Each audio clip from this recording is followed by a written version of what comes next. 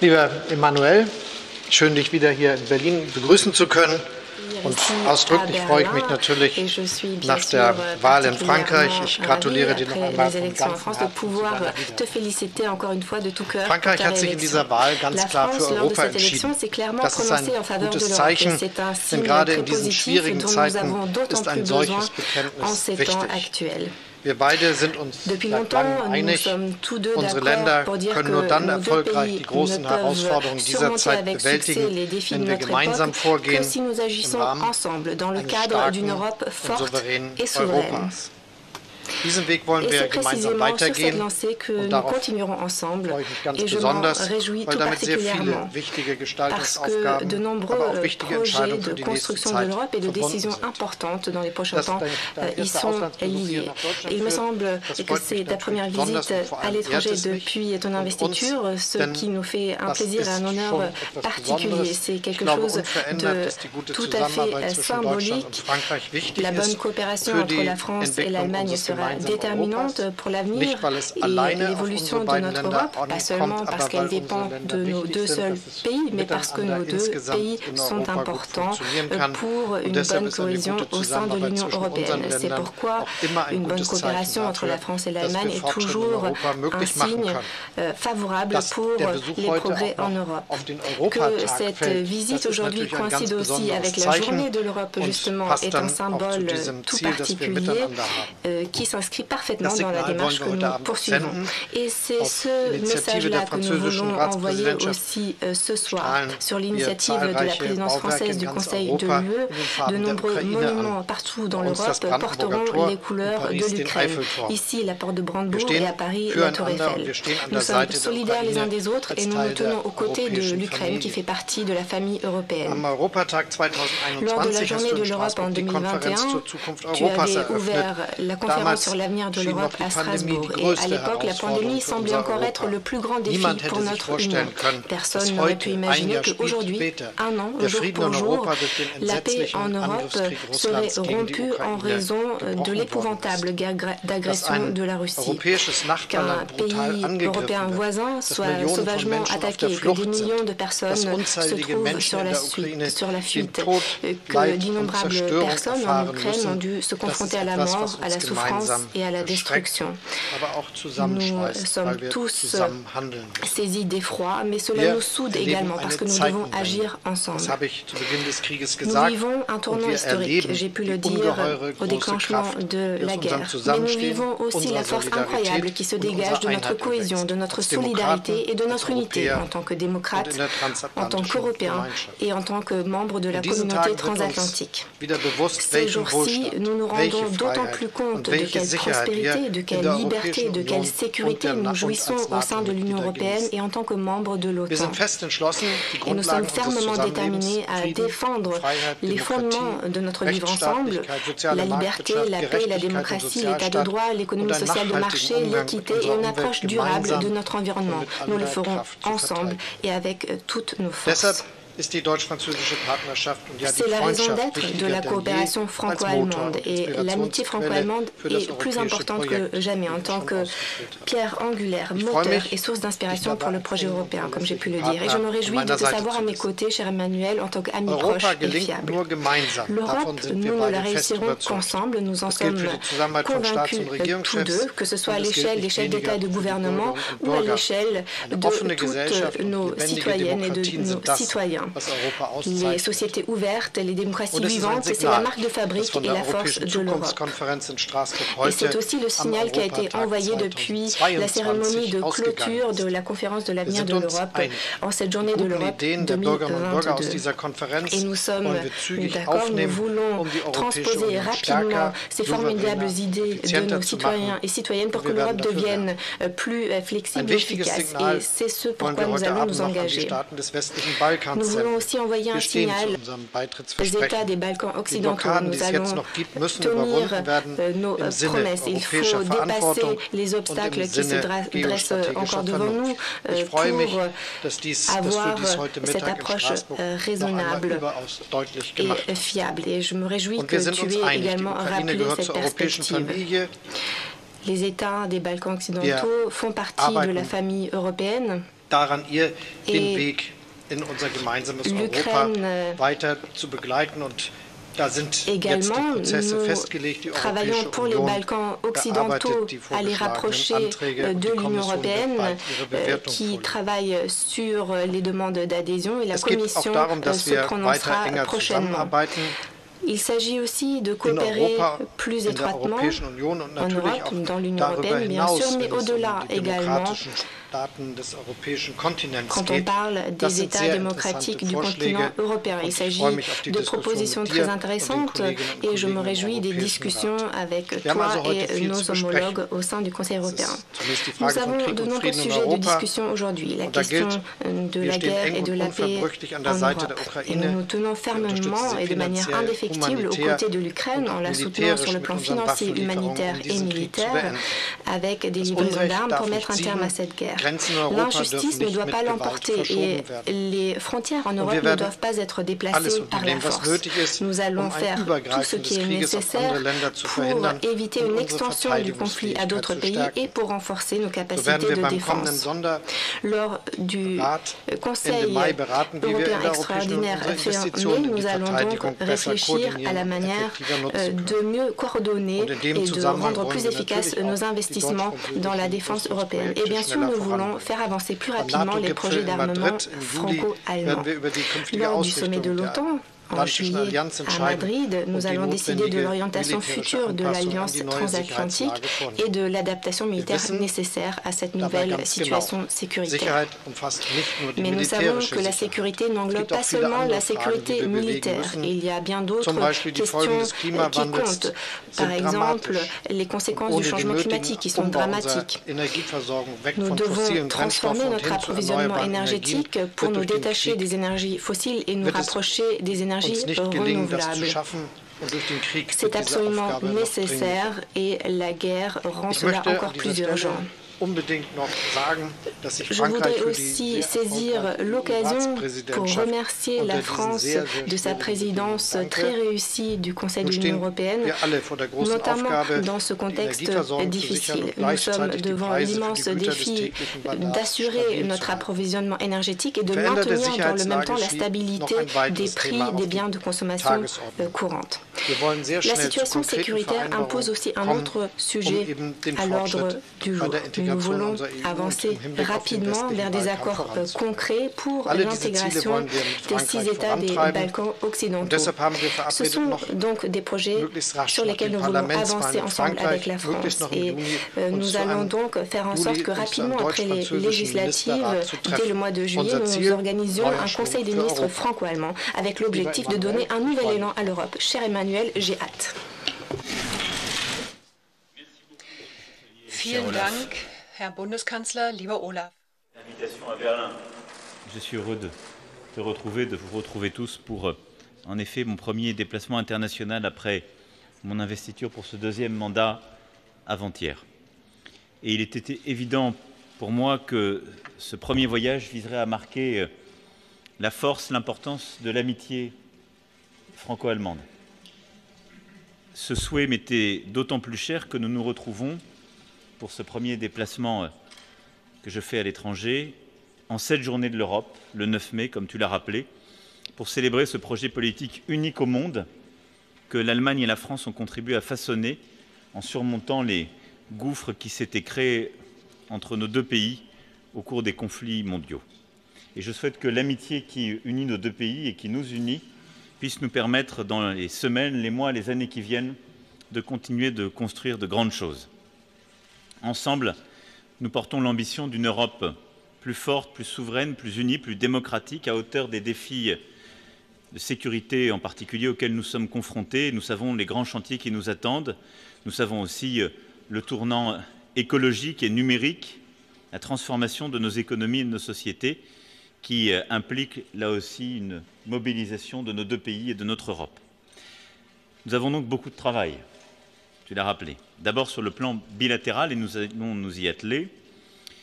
Nous souhaitons continuer de développer ce que ces dernières années nous avons continué de renforcer, nos liens économiques, académiques, scientifiques, notre meilleure coordination en matière de défense, de politique étrangère, Nous avons des grands projets de défense. L'Allemagne a fait des choix extrêmement structurants dont je me félicite. Et sur tous ces grands sujets, je souhaite que nous puissions renforcer la coordination bilatérale et en effet pouvoir tenir dans les prochaines semaines un Conseil des ministres franco-allemand qui sera l'objet de renforcer sur tous ces sujets l'amitié et les projets concrets entre nos deux pays.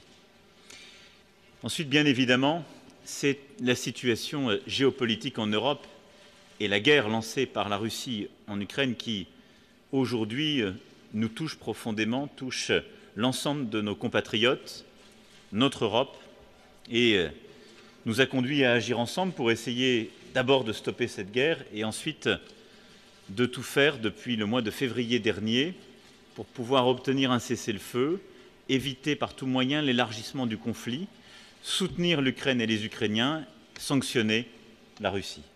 Et au fond, le défi qui est le nôtre, celui de notre Europe, de nos pays, de notre génération, est bien de faire face au retour de la guerre sur notre continent, mais de tout faire pour protéger la démocratie, pour être aux côtés de l'Ukraine, tout en protégeant nos peuples contre l'extension de la guerre.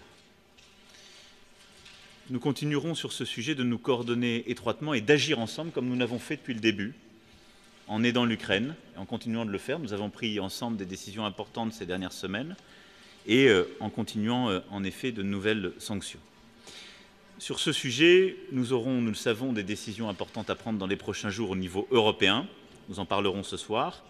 Et nous tenons l'un et l'autre à une réponse unie et solidaire apportée par l'Union européenne, comme nous le faisons depuis 2 mois, et c'est à mes yeux absolument indispensable. De même, nous continuerons à être aux côtés de l'Ukraine. Nous l'avons montré la semaine dernière, de manière financière, militaire, humanitaire, pour continuer à nous engager. Cette guerre conduit aussi, évidemment, à avoir une réponse coordonnée en matière de politique de défense et de renforcer notre ambition européenne. Nous en avons lancé les fondements, nous avons un axe franco-allemand, nous aurons des décisions importantes à prendre à la fin du mois de mai dans un Conseil exceptionnel européen sur ce sujet. À la lumière de la boussole stratégique lancée sous présidence allemande, conclue il y a quelques semaines, nous aurons des décisions additionnelles à prendre. Puis évidemment, comme M.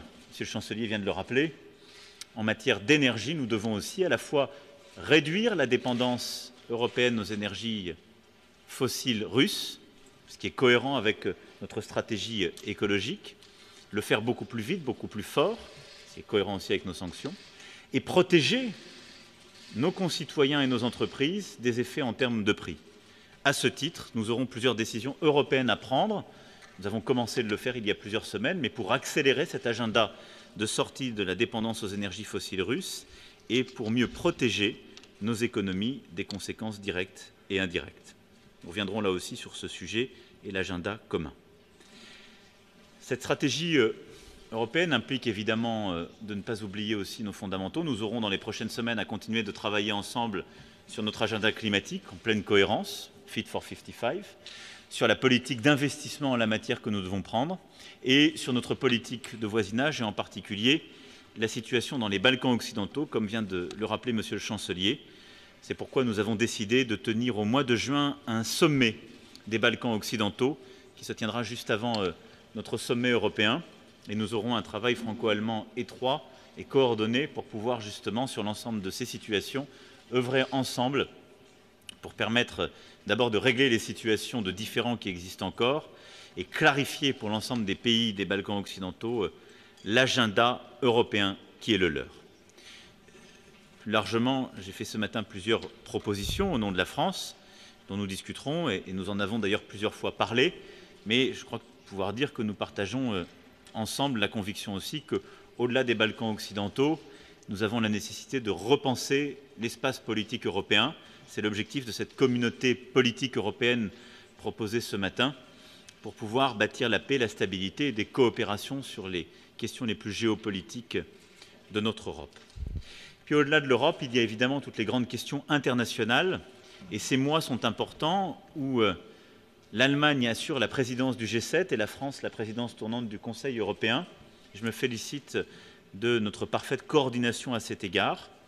Évidemment, nous nous coordonnons pour, au-delà des Européens, être parfaitement engagés avec l'ensemble des alliés et l'ensemble des puissances du G7, comme nous l'avons vu hier face à la guerre en Ukraine. Nous nous coordonnons aussi pour avoir la bonne réponse en matière énergétique et nous nous coordonnons également pour avoir la bonne réponse en termes de sécurité alimentaire mondiale, laquelle est mise en danger par la guerre initiée par la Russie.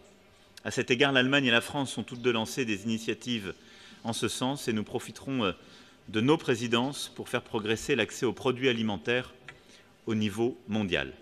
De même, nous poursuivrons également notre coordination sur les grands sujets internationaux, en particulier notre relation avec la Chine.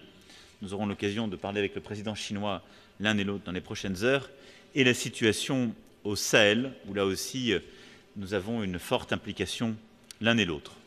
Voici en quelques mots ce que je voulais évoquer de la relation bilatérale, de notre travail en commun pour l'Europe et des grands sujets internationaux de coordination. Mais derrière tout cela, il y a une histoire et une amitié. Et c'est tout le sens de ma présence aujourd'hui à Berlin, ici à la Chancellerie, à tes côtés, cher Olaf. Et donc merci pour cette invitation et l'honneur qui m'est fait en ce 9 mai d'être présent côte à côte avec toi.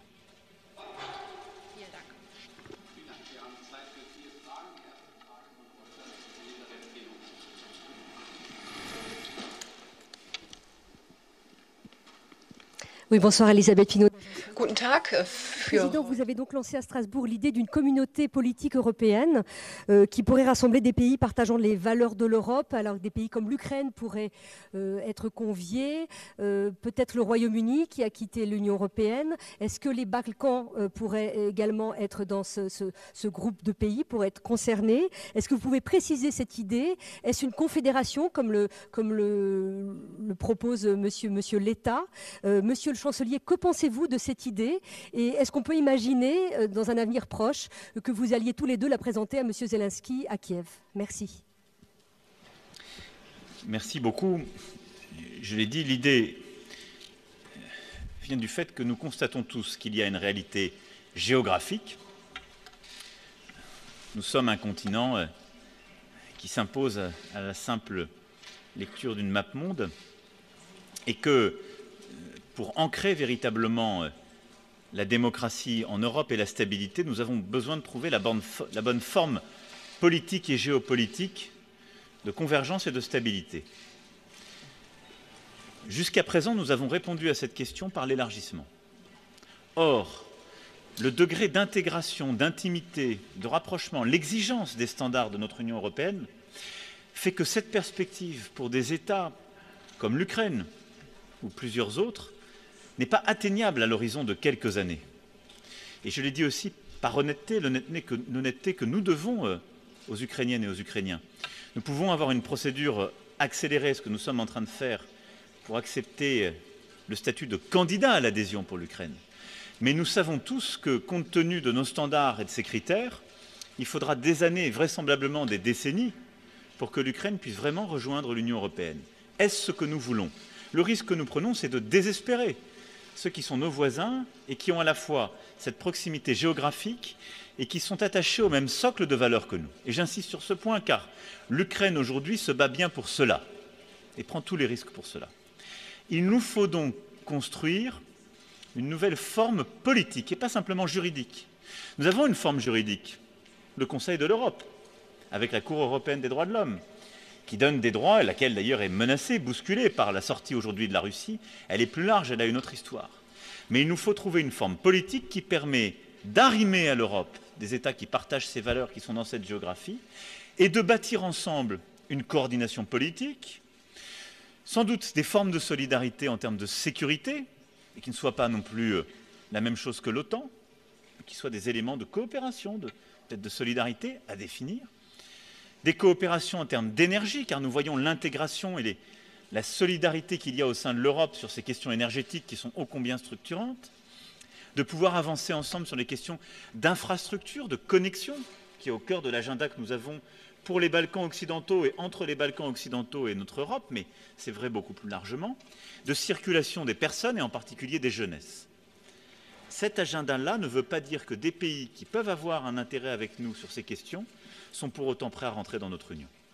Et donc, ce que nous devons, me semble-t-il, faire, par un travail de concertation, d'élaboration maintenant, c'est bâtir cette communauté politique européenne pour répondre à cette question, car il en va de notre stabilité politique et de notre sécurité. À côté de cela, vous avez des États qui ont d'ores et déjà entamé une procédure d'adhésion, ou qui sont sur le point d'y entrer. Je pense que ceci, il faut aller au bout de ce chemin. Et il ne faut pas les divertir. La question se pose pour celles et ceux qui n'ont pas encore entamé ce chemin.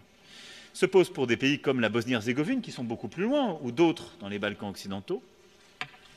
Elle se pose pour l'Ukraine, elle se pose peut-être aussi pour d'autres pays qui sont embarqués dans des questions d'adhésion ou de rapport à l'Union européenne, parfois depuis des décennies. Je ne veux pas ici, en quelque sorte, mettre un trait ou une exclusive, mais il nous faut maintenant procéder à cette concertation politique pour voir l'intérêt.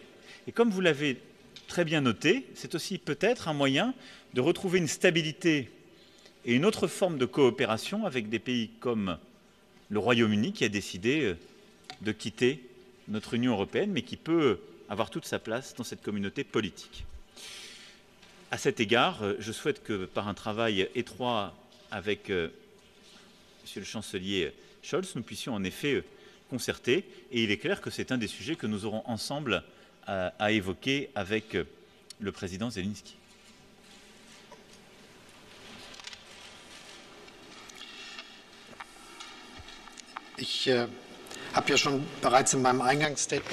Lors de mon introduction, je me suis déjà exprimé à ce sujet et je dirais clairement que c'est une proposition très intéressante pour faire face aux grands défis auxquels nous sommes confrontés. Il y a le processus d'intégration de l'Union européenne qui compte pour nous deux parce que nous voulons une Union européenne forte et souveraine, ce qui ne fonctionne que si toute une série de critères nous unissent, que ce soit l'état de droit, la démocratie, ou les critères économiques et bien d'autres aspects encore qui jouent un rôle essentiel. Et dans le même temps, sur le continent européen, il y a de nombreux pays qui nous ressemblent avec leur volonté de se battre pour la liberté et la démocratie, qui ont peut-être des perspectives différentes, mais qui veulent créer un lien avec l'Union européenne. Je trouve donc positif d'avancer sur ces questions, c'est absolument essentiel en ces temps. Et je suis donc très heureux de pouvoir échanger sur cette proposition. Ce qui est clair, c'est que cela ne doit pas et ne nous empêchera pas de mener à terme ce que nous avons commencé, donc les demandes d'adhésion sur lesquelles nous travaillons depuis un certain temps pour les États des Balkans occidentaux, comme nous l'avons évoqué, parce qu'ils ont pris des mesures de préparation très abouties et très courageuses aussi, et cela doit être récompensé. Je cite l'exemple de la Macédoine du Nord.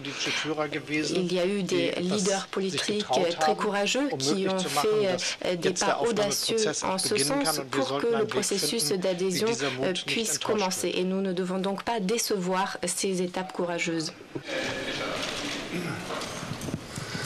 Vielen Dank, Monsieur le Président, Herr Bundeskanzler. Merci beaucoup, Monsieur le Président, cher chancelier. Der russische Präsident hat heute bei der Militärparade in Moskau eine Rede gehalten, die mit Spannung erwartet worden war, von der viele erwartet haben, dass er sehr viel schärfer ausfällt. Es war befürchtet worden, dass die Generalmobilmachung ausrufen könnte oder der Ukraine formell den Krieg erklären könnte. Dazu ist es jetzt nicht gekommen. Wie bewerten Sie diese Rede? Welches Signal Quelle est votre appréciation de ce discours et quel signal est envoyé, pensez-vous?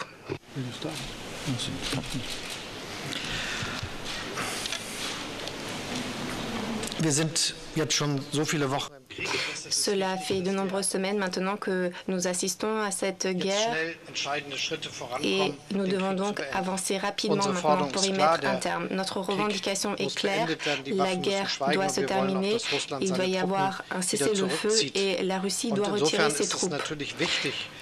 En ce sens, il est bien sûr important de voir qu'il n'y a pas une autre étape escalatoire, du moins du point de vue rhétorique.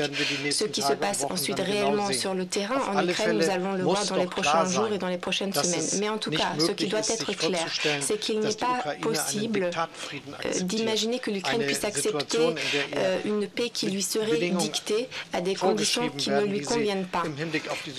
Pour ce qui est de sa souveraineté ou l'intégrité de sa propre nation, de son territoire. Et donc, il est essentiel que les négociations puissent reprendre, que la discussion entre l'Ukraine et la Russie devienne concrète et qu'un accord puisse rapidement être conclu. Après ces milliers de morts, après toutes ces destructions, il faut absolument éviter que ces atrocités se poursuivent et que nous parvenions à de bons résultats dans les négociations. C'est ce que nous souhaitons, mais tout ne dépend pas de nous. Nous savons que cette guerre a été déclenchée comme guerre d'agression, donc il faut voir ce qui se passe sur le terrain en Ukraine. Non. Je pense qu'en effet, aujourd'hui n'a pas été marqué par une escalade verbale, ni escalade géographique, ni escalade dans l'utilisation des armes. Vous l'avez vous-même noté dans votre question. Est-ce suffisant ou satisfaisant pour nous? Non, puisque ce que nous cherchons à obtenir, c'est un cessez-le-feu le plus rapide possible, lequel seul permettra de parachever les négociations qui sont commencées par délégation et dans des formats successifs entre la Russie et l'Ukraine, pour ensuite obtenir la paix et un retrait durable des forces russes. C'est cela l'objectif qui est le nôtre. Et comme l'a rappelé à l'instant Monsieur le Chancelier, je pense que nous restons concentrés sur notre objectif, tout faire pour obtenir ce cessez-le-feu, aider l'Ukraine à négocier dans les termes que l'Ukraine décidera pour elle-même, car notre positionnement est d'être là aux côtés de la souveraineté et de l'intégrité territoriale ukrainienne, ni plus ni moins. Et cette négociation, postérieure à un cessez-le-feu, est la seule qui permettra de rebâtir la paix. Et l'Europe, là, aura un rôle à jouer, à deux égards, dans les garanties de sécurité que nous aurons à discuter, à préparer, sur lesquelles nous œuvrons aux côtés justement des Ukrainiens et de plusieurs autres alliés, et la reconstruction de l'Ukraine sur laquelle nous aurons à travailler en Européens, sur laquelle nous nous sommes d'ores et déjà engagés.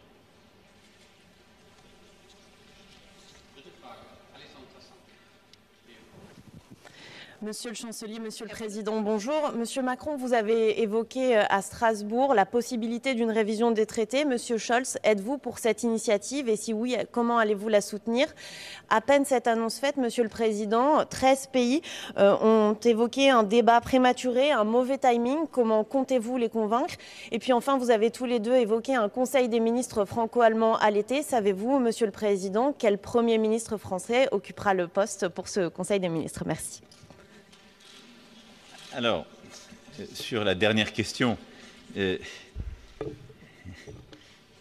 oui, mais ce n'est pas ici que je vais le dire, ni maintenant. Mais bien entendu, on a le droit d'avoir de la suite dans les idées, mais de faire les choses en bon ordre. Donc je vous rassure, et je me félicite qu'en effet, après le G7 et le sommet de l'OTAN que nous tiendrons à Madrid, nous puissions tenir un Conseil des ministres franco-allemands dans la première quinzaine de juillet, dans le premier jour de juillet, qui sera une étape importante. Ensuite, ce matin, j'ai donné ce qui est la position de la France, et je l'ai bien rappelé, face aux propositions de la conférence sur l'avenir de l'Europe. Et c'est une position que j'assume, dont j'ai expliqué le contenu.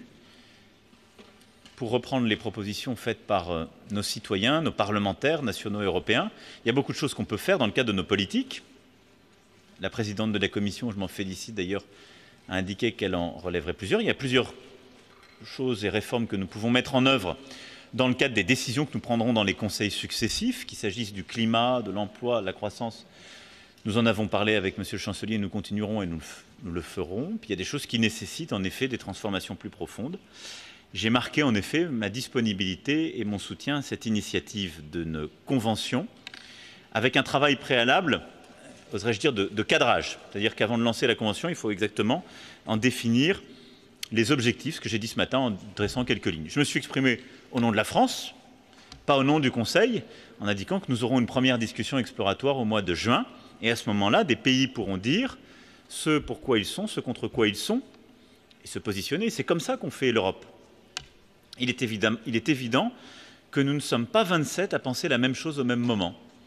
Et donc, c'est constamment le mariage d'ambition et de compromis. J'ai donné la position de la France. Nous aurons maintenant à bâtir, d'abord à récolter la position des uns et des autres et à bâtir un chemin. C'est le travail des prochaines semaines et des prochains mois.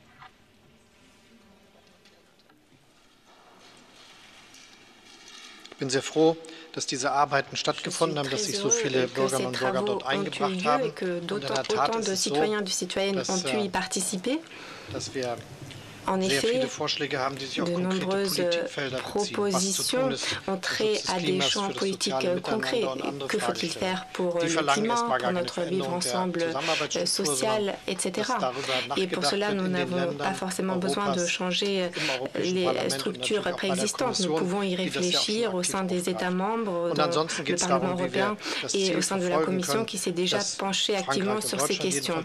La France et l'Allemagne veulent une Europe forte et souveraine, et il y a toute une série de propositions en ce sens. Et là où un consensus peut être obtenu, nous allons participer et nous n'allons certainement pas être ceux qui freinent. Ce qui est sûr, c'est qu'une plus grande efficacité en Europe peut être atteinte aussi dans de nombreux domaines sans que l'on passe immédiatement par la révision des traités. Je pense notamment aux décisions à la majorité, ce qui nous donnerait de nombreuses possibilités pour que nous puissions obtenir des consensus sur les questions importantes. C'est ce qui nous pousse à avancer et nous allons tout faire en ce sens.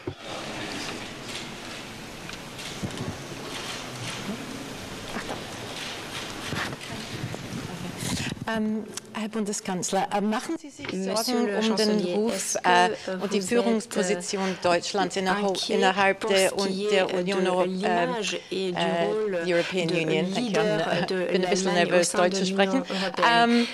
Weil man es Ihnen und Ihrer Regierung vorwirft, zu langsam gehandelt zu werden, wenn es zu Waffenlieferungen nach Ukraine kommt, zum Beispiel, oder Energiesanktionen. Monsieur le Président, est-ce que c'est l'heure d'abolir la règle de l'unanimité dans l'Union européenne avec les prises de décision dans la politique étrangère? Il y a des problèmes à ce moment-là à terminer les sanctions pétrolières, par exemple. Vielen Dank. Merci.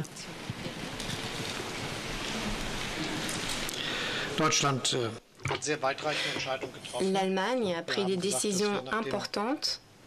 Nous avons dit qu'en raison du tournant historique de l'agression russe de l'Ukraine, nous allons tout faire pour renforcer notre pays, mais aussi l'Europe et l'OTAN du point de vue militaire. C'est pourquoi l'Allemagne dépensera 2% de son PIB pour les dépenses militaires et nous avons réservé un fonds spécial de 100 milliards d'euros pour notre armée et pour avoir une capacité de défense renouvelée et renforcée. L'Allemagne a une grande armée conventionnelle qui est essentielle pour la défense contre des États pour tous les partenaires européens. C'est pourquoi ce renforcement massif de la Bundeswehr aura également des répercussions positives pour l'ensemble des capacités de défense de l'Europe. Il est important de voir que de nombreux États membres nous ont suivis dans notre décision de dépenser davantage pour notre budget militaire, parce que c'est un jalon important de notre histoire. Nous voulons renforcer nos efforts dans les États baltes. La France a pris des décisions similaires. Donc le président Poutine a obtenu l'inverse de ce qu'il recherchait. Il y a maintenant davantage d'OTAN et une OTAN plus unie, ainsi qu'une Union européenne plus unie également. La même chose vaut pour les livraisons d'armement. Lorsque l'Allemagne a dit « nous allons le faire », c'était un changement de cap d'une politique qui a perduré pendant des décennies de ne pas livrer des armes dans des zones en conflit. Et ce pour une bonne raison, parce que l'Ukraine a été la victime d'une agression brutale. Et de nombreux autres pays européens ont franchi le même pas alors qu'ils avaient la même politique que nous auparavant. Et donc je suis ravie que nous soyons sur la même longueur d'onde sur cette question. Nous apportons une aide de grande ampleur à partir de nos propres stocks et en coopération avec notre industrie de l'armement, en partenariat avec les pays européens de l'Est de l'Europe. Et nous les soutenons donc pour que ce qui est donné en termes d'armes et de matériel de production occidentale ou allemande puisse remplacer les dons qui sont faits à l'Ukraine. Et si vous regardez de manière plus large, vous verrez que la politique de l'Allemagne, de la France, de l'Espagne, du Royaume-Uni et des États-Unis, tout comme d'autres, sont identiques. Nous avons la même approche dans notre manière de mettre à disposition cette aide. L'Allemagne apporte une grande contribution financière pour soutenir l'Ukraine. Nous l'avons fait au cours des dernières années. Nous continuerons de le faire et nous allons faire une grande contribution pour les équipements de l'Ukraine pour qu'elle puisse se défendre, continuer à se défendre. Et nous continuerons comme nos partenaires. Et nous sommes donc bien au cœur de l'Europe, pas seulement d'un point de vue géographique et démographique, mais dans le sens où nous sommes unis en tant que partenaires européens. C'est cela qu'il faut préserver. L'Europe et l'OTAN ont répondu d'une seule voix et le président Poutine ne s'y attendait pas du tout. C'est l'une de ses grandes erreurs d'appréciation dans cette attaque de l'Ukraine. Et je suis donc sûre que nous avancerons ensemble dans cette direction à l'avenir. Sur la majorité qualifiée, je suis pour ma part favorable à ce que pour nos politiques publiques qui sont encore à l'unanimité, nous passions à la majorité qualifiée. La fiscalité en fait partie, des décisions de politique étrangère aussi. L'unanimité doit légitimement rester pour les questions constitutionnelles, si je puis dire, ou d'appartenance. Et ça, c'est normal. Je pense que ce débat doit progresser pour trouver une issue favorable et que nous changions nos règles pour avoir une Europe plus efficace. Je pense qu'il ne faut pas le lier à des situations présentes et donner le sentiment que c'est pour passer contre telle ou face à telle ou telle situation. Donc c'est un point de vue, si je puis dire, générique et qui correspond, je crois pouvoir le dire ici, à une convergence de vues entre l'Allemagne et la France. Sur la question des sanctions qui sont en cours de discussion, nous aurons l'occasion d'échanger avec nos collègues qui ont plus de réticence. La présidente de la Commission européenne se rend ce soir même à Budapest pour échanger avec le Premier ministre hongrois et quelques collègues. Et je pense que ce qu'il faut plutôt construire, c'est des éléments de confiance pour pouvoir progresser sur ce chemin et rester unis. L'unité européenne, l'efficacité, la force de nos réponses, qu'il s'agisse des sanctions à l'égard de certains secteurs et acteurs russes, comme du soutien à l'Ukraine, est vraiment une force, un élément de notre crédibilité et un des éléments qui très clairement était efficace pour aider les Ukrainiennes et les Ukrainiens. Tout ça n'est qu'une aide à leur courage, leur bravoure, qui force notre admiration en cette journée. Pourquoi, comme l'a rappelé Monsieur le Chancelier, nous savons aujourd'hui l'importance de ce combat et le caractère symbolique de ce combat que mène le peuple ukrainien en cette journée de l'Europe.